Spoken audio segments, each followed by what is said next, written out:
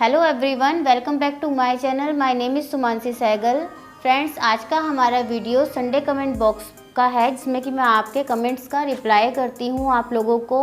तो उनमें से जितने भी आपके कमेंट्स आते हैं, उनमें से हम कुछ जो खास कमेंट्स होते हैं उनको सिलेक्ट करते हैं, उनके बारे में बताते हैं, और जो कमेंट्स छूट जाते हैं उन लोगों को हम पर्सनली कमेंट करके रिप्लाई कर देते हैं।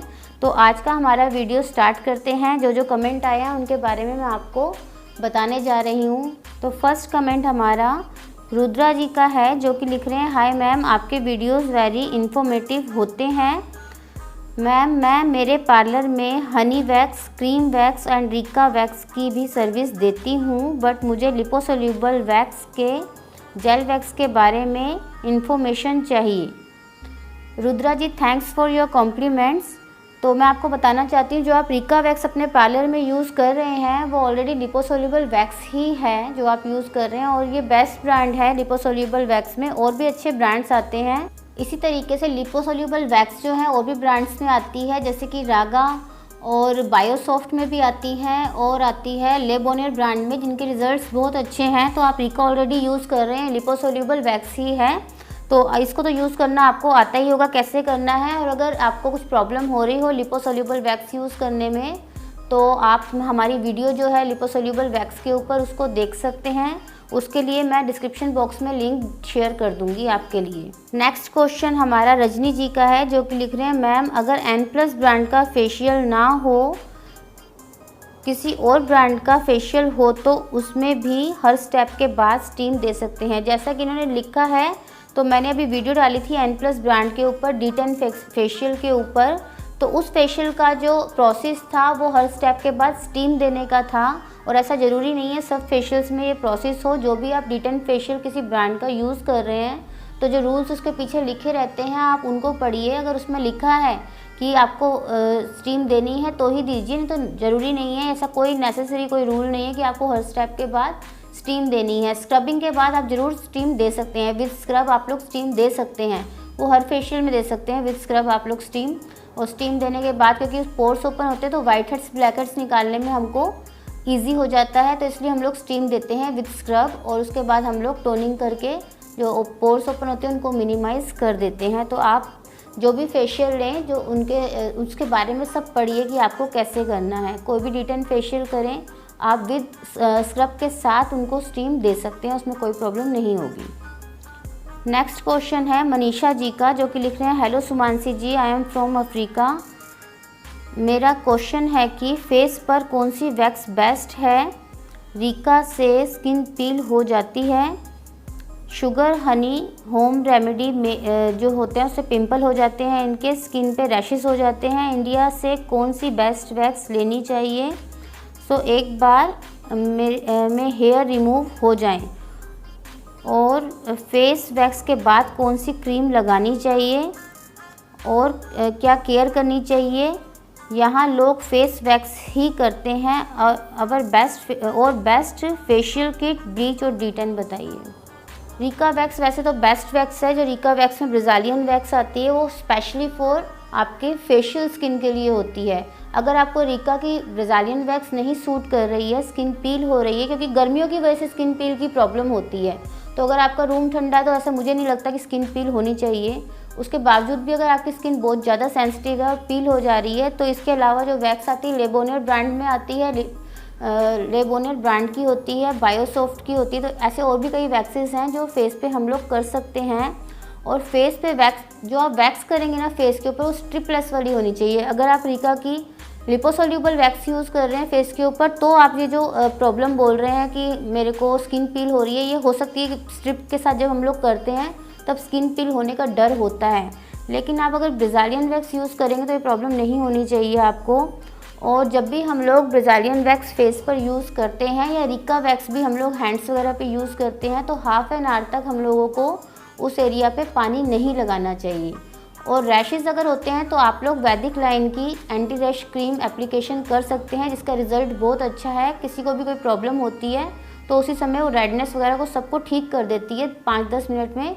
तो आप वैदिक लाइन की एंटी रैश क्रीम यूज़ कर सकते हैं। बस ये ध्यान रखिएगा कि आधा घंटा आपको पानी का यूज़ नहीं करना फेस के ऊपर। बेस्ट फेशियल किट ब्लीच और D10, ये तो आप सब अकॉर्डिंग टू स्किन ही देखेंगे कि आपकी स्किन कैसी है, आपको किस चीज़ की नीड है। अगर आपकी एज अगर छोटी ही है तो आप कोई भी स्किन वाइटनिंग का ग्लो फेशियल करा सकते हैं। अगर आप एज में 30+ है तो आप लोग एंटी एजिंग फेशियल्स ले सकते हैं। पिगमेंटेशन है तो एंटी पिगमेंटेशन फेशियल ले सकते हैं। तो फेशियल्स के ऊपर लगातार हमारी वीडियोज़ आ रही हैं, तो आप उन वीडियो को देख के अपनी स्किन के अकॉर्डिंग फेशियल चूज़ कर सकते हैं। ब्लीच मेरे हिसाब से ऑक्सी ब्लीच शैरल्स ब्रांड की बहुत अच्छी है। लेबोनियर ब्रांड की भी ब्लीच है जो बहुत अच्छी इसका रिज़ल्ट है। और D10 जो है रागा ब्रांड का अच्छा है, O3+ का बहुत अच्छा है। सोनम सूद जी का नेक्स्ट क्वेश्चन है, मैम मुझे पूछना था कि मेरे पास बहुत से फेशियल्स हैं एरोमा के, वैदिक लाइन के, बट मैम इनका नॉर्मल रिज़ल्ट होता है। मैंने O3+ का bridal facial single pack use किया बट उसका कुछ खास रिज़ल्ट नहीं आया। नायका से ऑर्डर किया था और मैं कौन सा अच्छा फेशियल रखूं सैलून में। तो आपके पास जो फेशियल्स हैं वो सभी बहुत अच्छे हैं। एरोमा मैजिक का आप एक डायमंड फेशियल और यूज़ करके देखिए, इसका रिज़ल्ट बहुत अच्छा है। एक जब आप फेशियल कर रहे हैं तो आप कोशिश कीजिए कि स्किन के अकॉर्डिंग ही कीजिए, कि हो सकता है कि उस स्किन पे ये फेशियल ना जाना हो, तब आपको रिज़ल्ट पूरा नहीं मिल रहा। और एक बार आप मेरे फेशियल की वीडियो देखिए, जिस तरीके से हम लोग फेशियल करते हैं, क्लाइंट को टाइम देते हैं, ऐसे ही आप टाइम दे के कीजिए फेशियल को। और जब हम लोग क्रीम मसाज करते हैं तब कोशिश कीजिए कि हमें क्रीम को पेनिट्रेट करना है। अगर आपकी स्किन नॉर्मल टू ड्राई आती है, अगर ग्लो किस पर नहीं आता, ग्लो उसी स्किन पर नहीं आता जो नॉर्मल टू ड्राई स्किन होती है। ड्राई स्किन पर ग्लो लाना थोड़ा मुश्किल हो जाता है, क्योंकि जितनी भी क्रीम की क्वांटिटी होती है सब स्किन उसको एब्जॉर्व कर लेती है अपने अंदर। तो उस समय आप लोग थोड़ी अच्छे से मसाज करेंगे। चाहे तो विटामिन ई का कैप्सूल उसमें ऐड ऑन कर सकते हैं, या बहुत सारे सीरम आते हैं आजकल फेशियल में ऐड करने के लिए, तो उसको जब भी आप क्रीम मसाज करें तब उन सीरम्स को आप लोग उसमें ऐड कर लीजिए, तो उसका रिज़ल्ट और अच्छा हो जाएगा। क्रीम को अच्छे से पेनिट्रेट कीजिए, टाइम दीजिए क्लाइंट को, और मॉइस्चराइजिंग अच्छे से कीजिए। क्लाइंट को भी ये बताएं कि जब वो आफ्टर फेशियल वो भी अपनी स्किन केयर करेंगे, घर पर जो भी प्रोडक्ट्स आते हैं उनको यूज़ करेंगे, जैसे कि अच्छी मॉइस्चराइजिंग करें फेस पर, और फेस वॉश भी वो अच्छे ब्रांड का अकॉर्डिंग टू स्किन परचेज़ करें। तो आप उनको भी एडवाइस करेंगे। फेशियल्स के रिज़ल्ट अपने आप अच्छे आएंगे अगर आप अच्छे से मसाज करेंगे तो। नेक्स्ट क्वेश्चन शबाना जी का है, जो कि लिख रहे हैं कुमकुमादी ऑयल को फेशियल में कैसे यूज़ करना चाहिए और किस किस स्किन पे यूज़ करना चाहिए। कुमकुमादी ऑयल जो होता है वो बस ऑयली स्किन को छोड़ के सब स्किन पे अपना वर्क करता है। तो जब भी हम लोग क्रीम मसाज करेंगे हम सब में उसको ऐड ऑन कर सकते हैं। कुमकुमादी ऑयल बहुत गाढ़ा ऑयल होता है तो हम उसको बीच में ऐड कर सकते हैं क्रीम के साथ। ड्राई स्किन पे इसका रिज़ल्ट बहुत अच्छा आता है। थोड़े टाइम पहले पंचतत्व नाम की किट आती है नेचर्स ब्रांड में, आप उस किट में भी देख सकते हैं। उस किट में तो उन्होंने ऑलरेडी उसको ऐड किया हुआ है कुमकुमादी तेलम को क्रीम के साथ। जब हम उसमें क्रीम मसाज करते हैं तो कुमकुमादी ऑयल हम लोग मिक्स करते हैं, जिसका रिज़ल्ट बहुत अच्छा आता है, ग्लो भी लंबे समय तक रहता है। तो पंचतत्व की किट भी आप लोग परचेज़ कर सकते हैं। पुरानी वाली किट में तो कुमकुमादी ऑयल आता था, पर अब जो रिसेंटली किट आई है उसमें शायद वो क्रीम में ही मिक्स है, क्योंकि अलग से उन्होंने ऑयल नहीं दिया। तो आप लोग इस ऑयल को यूज़ कर सकते हैं वेरी ड्राई स्किन पर, नॉर्मल स्किन पर भी कर सकते हैं, कोई प्रॉब्लम नहीं है। नेक्स्ट क्वेश्चन जो है एनीथिंग एक्सप्लोरर के नाम से लिखा हुआ है, जिसमें लिखा हेलो मैम, मैं पार्लर चलाती हूँ। प्राइस को लेकर मुझे बहुत परेशानी होती थी।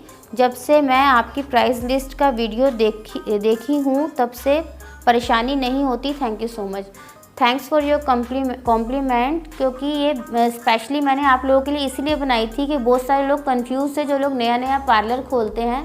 मुझे भी याद है जब मैंने भी अपना पार्लर खोला था तो हम भी बहुत ज़्यादा डाउट में रहते थे कितना प्राइस रखें, क्योंकि कहीं प्राइस बहुत ज़्यादा होता है और कहीं प्राइस बहुत कम होता है। तो हम लोगों ने सीखा बड़े शहरों में जाके कि वो लोग अपनी प्राइस लिस्ट कैसे बनाते हैं।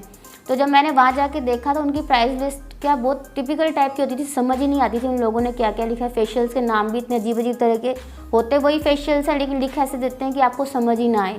तो इतने बड़े बड़े नाम होते हैं, उस हिसाब से वो पैसे भी लेते हैं। तो हमें लगा कि एक ऐसी लिस्ट बनाई जाए बहुत ईजी हो पढ़ने में, सबको समझ आ जाए, क्योंकि आपको पता है कि कई लोग रूरल एरिया से होते हैं जिनको मतलब वहाँ के लोगों को पढ़ने में भी प्रॉब्लम होती है। तो ऐसी लिस्ट बनाएं, हिंदी में बनाएं अगर आपके वहाँ के लोग नहीं पढ़ पाते ज़्यादा अच्छे से, इंग्लिश में बनाएं। अगर वो थोड़ा बहुत पढ़ पाते हैं अच्छे से तो ऐसी लिस्ट बनाएं जिसमें कि उनको बहुत अच्छे से समझ आए कि आपने क्या लिखा है, बहुत इजी लैंग्वेज हो। मेरे हमेशा यही दिमाग में रहा, मैं भी चाहती तो अच्छे अच्छे कार्ड्स बनवा सकती थी, लेकिन मैंने अपनी लोकेलिटी के हिसाब से अपना प्राइस लिस्ट बनाया जिसमें बहुत इजी लैंग्वेज में एक एक फेशियल का नाम और उसके रुपए लिखे हैं। तो इसी तरीके से आपको इससे ज़रूर हेल्प मिली होगी। मैं चाहती भी ये थी कि आप लोगों को हेल्प मिले इस वीडियो से। नेक्स्ट जो हमारा क्वेश्चन है एसजे क्रिएट के नाम से है, जो कि लिख रहे हैं मैम ब्राइड को फुल बॉडी वैक्स भी करना हो और फुल बॉडी ब्लीच भी करना हो तो हम पहले क्या करें और कितना ड्यूरेशन रखें दोनों में। हाँ, जैसे कि ब्राइडल सीज़न आ रहा है तो इसमें क्या होगा, फुल बॉडी ब्लीच भी करना होगा, बॉडी वैक्स भी करना होगा। तो जब मैं सिटिंग्स बनाती हूँ अपनी ब्राइड की तो मैं 1 डे का गैप दे देती हूँ। जो फर्स्ट डे होता है सिटिंग का उसमें मैं बॉडी ब्लीच करती हूँ। बॉडी ब्लीच क्या हेयर्स के ऊपर करते हैं तो हमें पता लगता है, जब हेयर्स ब्लॉन्ड होते हैं तो हमें दिखता है कि ब्लीच का काम हो गया। तो इसलिए मैं पहले ब्लीच करती हूँ, फिर मैं 1 डे का, जैसे 1 डे का गैप नहीं देते, जिस दिन उन्होंने ब्लीच कराई होती है उसके नेक्स्ट डे हम लोग बॉडी वैक्स की सर्विस देते हैं। और कई लोग जो लिपोसोल्यूबल वैक्स नहीं कराते अपनी शादी में, नॉर्मल वैक्स कराते हैं, हनी वैक्स होगी, मिल्क वैक्स होगी जो नॉर्मल वाली होती हैं, रेगुलर वैक्स कराते हैं, तो वो सेम डे भी कर सकते हैं। पहले आप ब्लीच कर लीजिए, फिर थोड़ी सी और कोई सर्विस देके आधे पौन घंटे का गैप देके आप लोग वैक्स कर दीजिए। अगर आप लोग लिपोसोल्यूबल वैक्स कर रहे हैं, रीका या किसी और ब्रांड की यूज़ कर रहे हैं, तो मेरे ख्याल से 1 दिन का गैप देना चाहिए, नेक्स्ट डे ही करना चाहिए। तो आप अपनी सिटिंग्स बना दीजिए क्लाइंट की कि आपको इस दिन हम इतना काम करेंगे और नेक्स्ट डे जो काम करेंगे उसमें हम लोग वैक्स को ऐड कर देंगे। नेक्स्ट क्वेश्चन है संध्या जी का, जो कि लिख रहे हैं ओपन पोर्स को मिनिमाइज़ कैसे करें।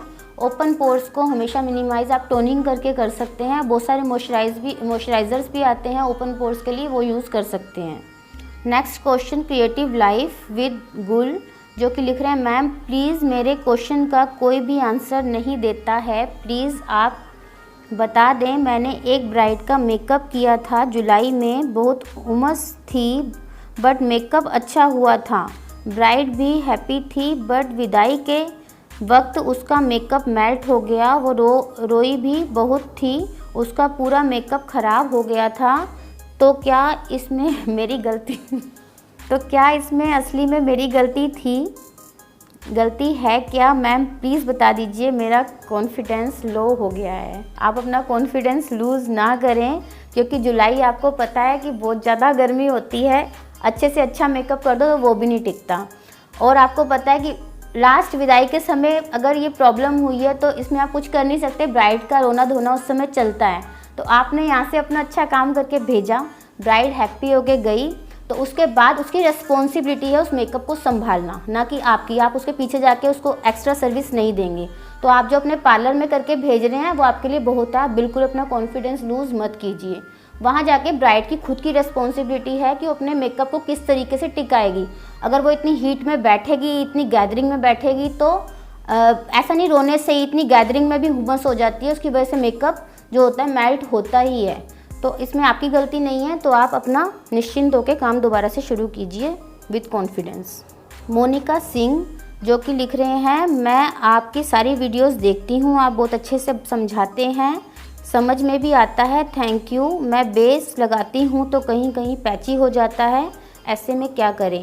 मोनिका जी, बेस पैची होने का रीज़न होता है हमारा स्किन को अच्छे से प्रेप ना करना, जो कि मैं आपको अभी रिसेंटली जो वीडियोस आ रही है मेरी मेकअप बेस के ऊपर, आप उसको देखिए।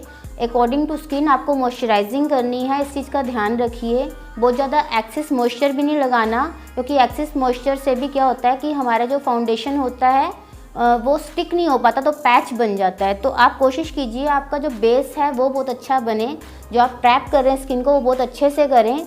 और फाउंडेशन भी आप लोग अकॉर्डिंग टू स्किन यूज़ कीजिए। अगर आपको लगता है बहुत ज़्यादा ड्राई स्किन है तो आप जो क्रीम बेस्ड फाउंडेशन है वो यूज़ कीजिए, सुप्रा पैलेट यूज़ कर सकते हैं आप लोग। और अगर आपको लगता है स्किन ऑयली है तो उसके लिए जो मॉइस्चराइज़र होगा वो भी आपका वाटर बेस होगा, जो फाउंडेशंस होंगे वो भी आपके लिक्विड वाले होंगे, उनको आप अप्लाई कर सकते हैं। थोड़ा सा चेंज आपको करना पड़ेगा।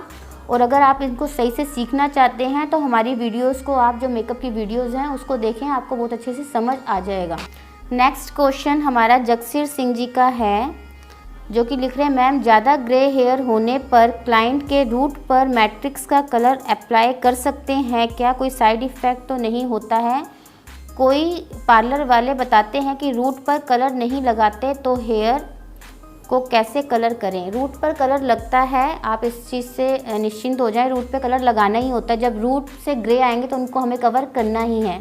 तो जो अपने कलर होते हैं बेसिक वाले से 1 number, 2 number, 3 number, 4 number, 5 number, ये सब रूट पे अप्लाई होते हैं विद 20 वॉल्यूम। तो आप बिना झिझक के लगाइए। बट फिर भी जैसे आपके क्लाइंट की स्किन अगर सेंसिटिव है तो तब हो सकता है कि स्किन पे प्रॉब्लम हो जाए। तो उसके लिए आप क्या करेंगे, पैच टेस्ट हमेशा कलर के लिखा रहता है कि आप जब भी कलर करें पैच टेस्ट ज़रूर करें 24 आवर पहले, तो आप वो ज़रूर करके देख लीजिए। और अगर आपका क्लाइंट पहले से ही कलर कर रहा है तो आप बिना टेंशन के उनको कलर लगा दीजिए, क्योंकि आपको पता है क्लाइंट ज़्यादातर जो यूज़ करते हैं वो अच्छा ब्रांड भी नहीं यूज़ करते। वो लोग गोदरेज वगैरह जो डाई बेस्ड होते हैं डाई लगा लेते हैं। तो अगर उनको डाई सूट कर गया तो आपका मैट्रिक्स का कलर तो बहुत अच्छा है, आराम से सूट करेगा, आप आराम से लगाइए, क्योंकि रूट पे लगने वाले कलर ही होते हैं। नेक्स्ट क्वेश्चन सेजल जी का है, जो कि लिख रहे हैं हेलो मैम, क्या हम मैट्रिक्स की प्रोडक्ट में स्मूथनिंग किया हो तो किसी और प्रोडक्ट जैसे लॉरियल या wonder soft spa cream use कर सकते हैं अपने हेयर में स्पा के लिए? अगर करें तो उसका साइड इफ़ेक्ट क्या होगा? सेजल जी, आपने अगर किसी भी ब्रांड की स्मूथनिंग या कोई भी केराटिन वगैरह कराया हो तो आप किसी और ब्रांड का यूज़ कर सकते हैं। उस सेम ब्रांड का करें तो अच्छे रिजल्ट्स आते हैं, क्योंकि वो स्पेशली उसी प्रोडक्ट के लिए बने हुए होते हैं जो होम केयर होते हैं। अगर नहीं भी यूज़ करें तो आपको पता है मैट्रिक्स से तो बहुत अच्छा है आपका लॉरियल का ब्रांड, तो आप लॉरियल करते हैं तो कोई दिक्कत नहीं होने वाली, आप यूज़ कर सकते हैं, कोई साइड इफ़ेक्ट नहीं होगा।